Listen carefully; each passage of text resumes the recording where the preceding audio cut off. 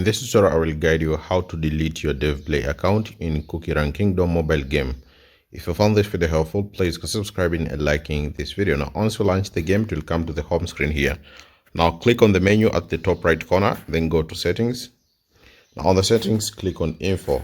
Now, on the info here, you'll see on the player info, and then you'll see My DevPlay Account. Now, to delete your DevPlay account, on the version here down, you'll see Delete Account. So if I click on Delete Account, it will tell you, do you wish to delete your account? Deleted accounts cannot be recovered. And they say, please enter your nickname to confirm. So you'll have to enter here your nickname.